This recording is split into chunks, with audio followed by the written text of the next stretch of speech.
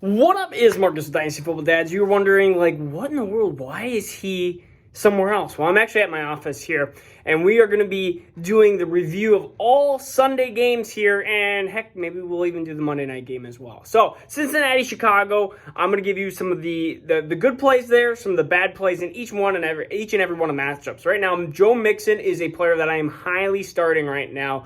He is actually in DFS too. A lot of times I am playing Joe Mixon. He had over 30 touches a game, one against the Minnesota defense. And Chicago is a defense that is good, but, they're going to be running through Joe Mixon quite a bit here. And if Joe Mixon is healthy, he's going to be a top 12 running back.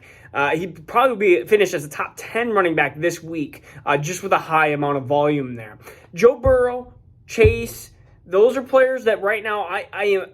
Especially Chase. I am playing, but I am being very cautious with Chase because I know that he is not going to be a top 10 wide receiver this next week and stuff. He was against the horrible Minnesota probably secondary. The wide receiver one out of that group is T. Higgins, in my opinion. He was the guy that seemed to be most targeted through there. So T. Higgins and Tyler Boyd's right now just a bench until Joe Burrow either gets healthy or until we find out what happens through that offense. Chicago, David Montgomery is an easy start here. Dalvin Cook had over 100 yards rushing, and so David Montgomery is pretty much the only one I'm focused on. Darnell Mooney, no. Allen Robinson, yeah, we're going to start him. He is going to be back to his, I think, wide receiver one-ish type week. This is just a week that I think Cincinnati is a poor defense, and we saw Adam Thielen score. We even saw Justin Jefferson had a decent game, so I think Allen Robinson's an easy start. Houston versus Cleveland, I'm starting no one in Houston. Literally no one. Not Tyrod, not Mark Ingram, no one on that offense. Besides Brandon Cooks is a wide receiver 3 flex play. Cleveland, we are going to be starting Nick Chubb. We're going to be starting Kareem Hunt. No Odell Beckham, which means Jarvis Landry is a good play. I'm not starting Anthony Schwartz or any of the tight ends with any type of confidence. Los Angeles, the Rams versus Colts. This is pretty much what you saw week 1 with the Rams is what you're going to see week 2 with the Rams. So if you liked what you saw in week 1, continue on. If you didn't, then don't continue on. I think Cooper Kupp's going to still have a good game. Robert Woods, I think, will have a better game because Van Jefferson had that big play. If we look at the Colts offense, I think Jonathan Taylor's going to have a good game as well. I think the Colts wide receivers, I think Pittman's going to have a good game. I think Pascal's not. So that's just what I think is going to happen. So Pittman is a flex play at best, and Pascal is a benchable player.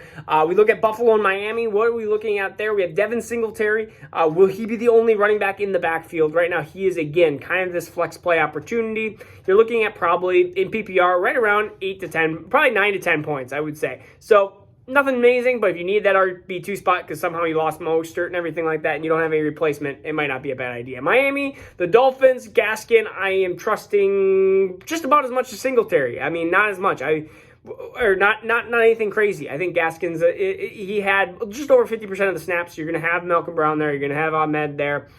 It's just an offense that right now is still not jiving, and so, Will Fuller not going to be there. I'll do Waddle as kind of a flex play. Devontae Parker, no, at this point. Just what I think. And Gesicki, I am dropping in redraft leagues. We look at New England versus New York. This will be a big test to see if Zach Wilson can step up since he did so poorly his first week, and to see if Elijah Moore is going to actually perform because he had -3 receiving yards. I'm still kind of holding him, but I'm benching until he actually performs. Corey Davis, still starting him. He is a wide receiver 2 to 3 kind of area. I still really like the volume that he's going to be getting. And in New England side, Damian Harris, he's a startable running back. He's an easy running back too right now. And we look at anybody else in New England. Jacoby Myers-Aguilar is just a kind of a flyer, and I'm going to take Jacoby Myers over Aguilar if I have the decision. We look at San Francisco, Philadelphia. This is going to be a very fun game to see what goes on because there's a lot of things that I want to see in week 2. In San Francisco, it's going to be Elijah Mitchell and Trey Sermon. Remember, Trey Sermon will probably be the starting running back. Even if Elijah Mitchell starts the game, you're going to see Trey Sermon really, I think, dived into this game, and you're going to be a mad Elijah Mitchell fan. So I think Trey Sermon is a startable piece here. I think he is going to be a running back 2 type. Garoppolo, no. I mean, Deebo Samuel still is going to be decent. He's not going to have 180 yards or whatever he did last week. And then Brandon Ayuk is a flexible player, I believe, in this matchup against Philadelphia. But if you want to sit him, I can completely understand why you would want to there. Philadelphia, I want to see what Miles Sanders does, but he's an RB2 until we see if Kenneth Gainwell wants to take more carries. Kenneth Gainwell is not startable, but this is something we do want to see what kind of pattern brings upon in the next couple weeks here. So, and then Jalen Hurts, again, kind of that running quarterback. He's going to be that low-end quarterback one just because of that running upside until he gets benched. He's going to be a QB1, and so he actually did perform well week 1, but we really got to see how bad Atlanta is. Is Atlanta that bad? I mean, they were bad last year, too. I mean, we have to remember. We forget that sometimes they were a top 5 worst team last year, and that's how they got Kyle Pitts.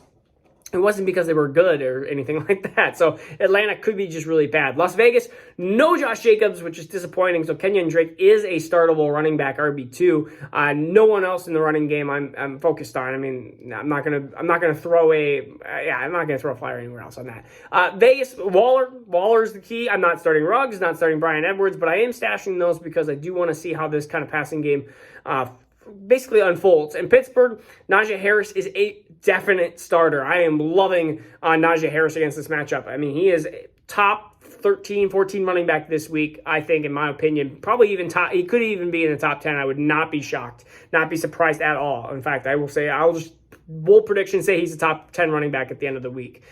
Claypool, Deontay, I'm starting those two, and Juju, I'm not. So that's what Juju, I still, maybe I'm just a little butthurt from it. I don't know. New Orleans versus Carolina. This is going to be a fun matchup, but let's just start with Carolina first. Christian McCaffrey, easily startable. I don't care that New Orleans has a great rush defense.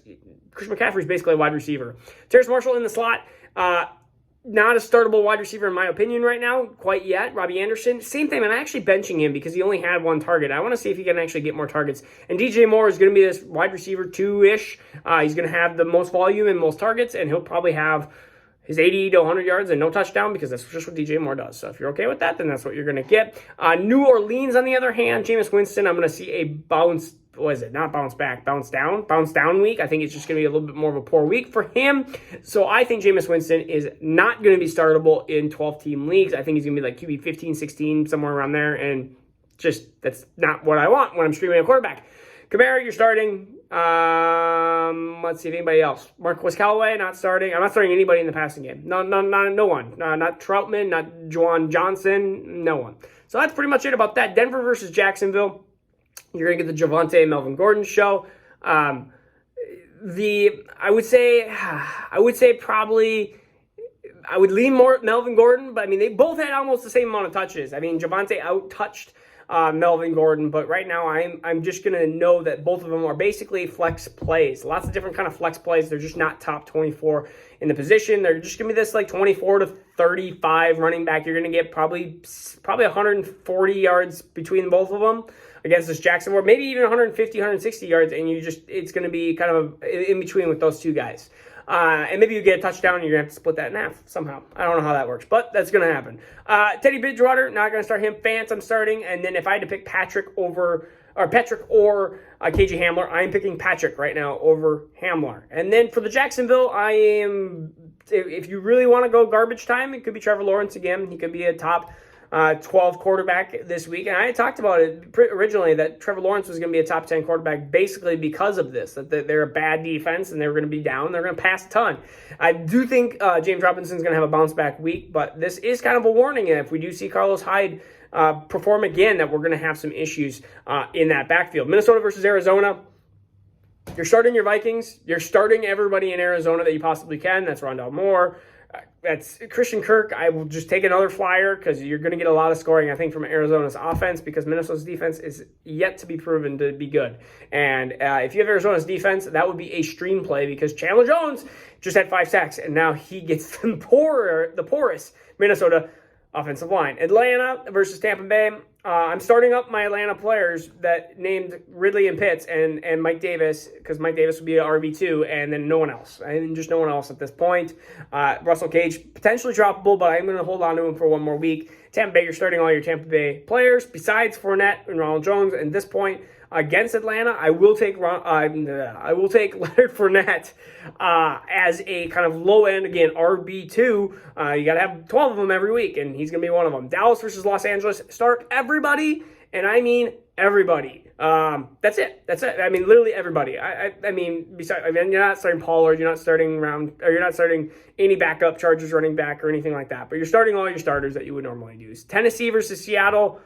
We're going to have a bounce back week, I think, for Henry and Julio, and I think A.J. Brown's going to have a good week against Seattle as well. Russ, you're going to let him cook. You're going to have, you start your Seattle players, it's pretty easy. Kansas City, Baltimore is kind of the same. You're going to start all your Kansas City players, even CEH and everything, if he's going to be healthy on the field. And then Baltimore, I'm starting everyone, but the running backs, I'm just not going to have any running back start, not even flex play. I'm not going to start Tyson. I'm not going to do Latavius at this point. I think just Kansas City is going to try to stuff the run and really chase after Lamar and make Lamar be a passer, and it'll be interesting. And Lamar, I think, is going to have an okay game, but just basically off his legs, he's going to be running for his life. And then the last one, Monday night versus Detroit versus Green Bay. I think this is going to be another. Green Bay's going to go up real big, real quick, kind of the San Francisco game. You're going to have a Jamal game, a Swift game. I think they're going to be both RB2s. Then you're going to have Aaron Jones, who I think will be an RB1 this week. I think Aaron Jones is going to have an awesome game. Devontae Adams is going to have an awesome game. Those are going to be awesome. Those would be starts of the week for me. If you are at all feeling bad, I think those guys are going to be awesome. And Jared Goff, no, but T.J. Hawkinson, yes. Jamal Williams, yes. DeAndre Swift, yes. I hope I did all of this in 40 minutes last time. You should be proud of me. 11 minutes this time. Let me know if you like the speed round better or if you like me going in depth at 40 minutes, because I can do the 40 minutes version, but I don't think the average view duration was not. It was like 10 minutes. So I was like, well, let's just do 10 minutes then. Let's speed round it. All right. This is Marcus Dynasty Football Dads. Peace out. Take care. See you tomorrow.